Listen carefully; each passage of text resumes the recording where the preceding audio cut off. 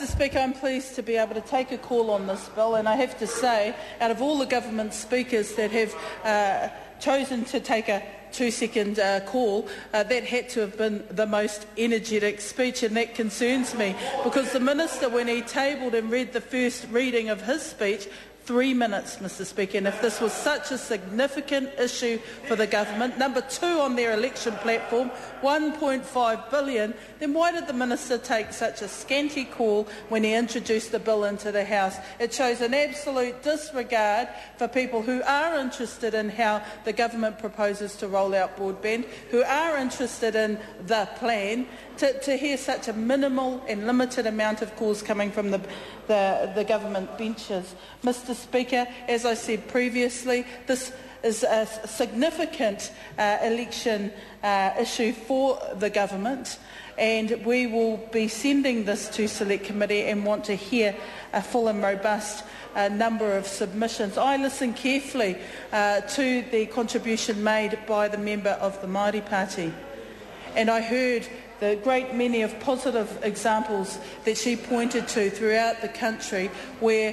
local providers have gotten on board and rolled out opportunities for fibre to home network cabling. And what I can say is, if that member can give an assurance that the proposals in this bill, where a national consortium must be approved for rural broadband initiatives, that those types of providers will survive under this regime, then perhaps it is an opportunity. But they simply won't be able to compete with bigger national consortium providers if they're not a part of the picture. And that has to be a concern for that member, because if she can't be assured of that, then she should, through the Select Committee process, actually question further how local providers can be involved in the rollout of rural broadband, because she, like I understand, in many parts of our electorate, there are areas where we would absolutely want our local providers to be involved, because it does provide local employment. It provides opportunities for people to be a real part of an infrastructural project that will make a significant difference, yes, to lift productivity in our country, to enhance growth, but more importantly, I'm sure her concern, like my concern is to create jobs. Where the rubber hits the road, to create jobs. So we want to make sure that local providers aren't going to be washed away under the types of proposals here, and that's what we'll pursue through the Select Committee process. Many speakers have spoken about the real opportunities of broadband rollout, more importantly access of broadband to schools, through schools and to homes. Through schools, for example, I visited a school where there was a science class that was, they were able to access some of their learning through video conferencing, but more importantly, in the particular school that I visited, their study was on what was happening in coal mines. So they actually had a camera go down, look at what happened in the work environment. The kids were able to see without actually being down there the types of things that were happening, to be able to have discussions on the other side of a camera with people who worked in the industry, and I think that's a fantastic opportunity. In the marine environment, there are kids now using technology out in Whitianga, where they can actually show what the marine environment looks like and teach curriculum through accessing via video links and all manner of curriculum content. And those are the types of opportunities that can be afforded when schools have access to broadband, but more importantly rural schools, because we have visited, and I certainly have visited, a number of schools which would be considered quite small, and if their entire learning was based on the knowledge of their teacher alone, then some of that content for curriculum could be limited to a sole teacher within a school. But now with the opportunity for more of our schools to access through broadband an international classroom opportunity, other people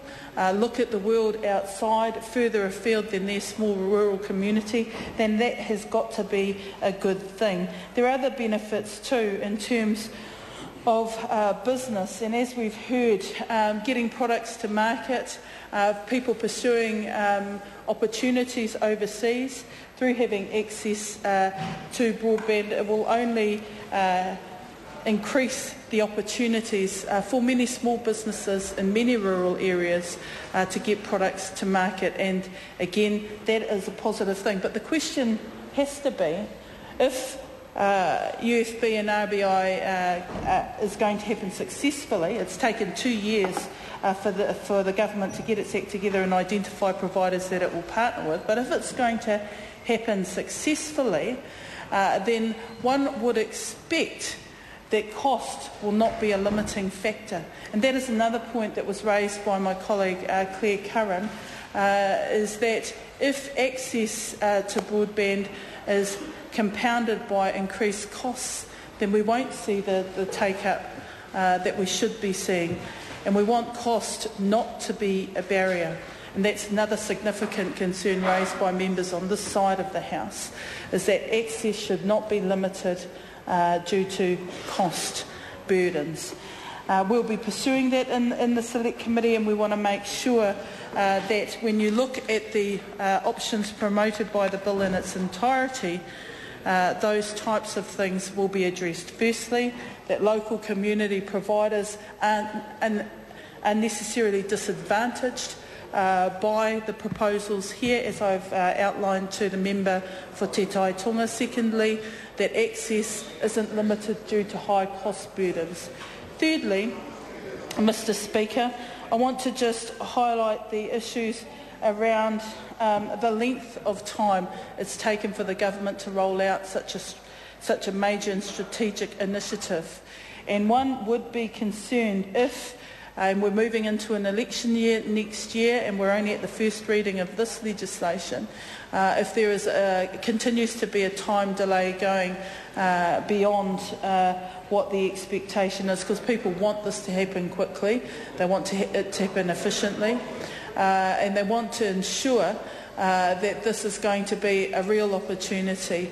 for many New Zealanders. And I am concerned that it's taken so long for the government to roll this out, and they've hardly taken any calls on the initiative, which, I mean, at least the country deserves that. Well, that member for Tauranga should take a call. He's happy to chip away, but he won't take a call, and I challenge him to speak for 10 minutes to his Tauranga constituents and tell them what the government intends to do. I bet you he won't.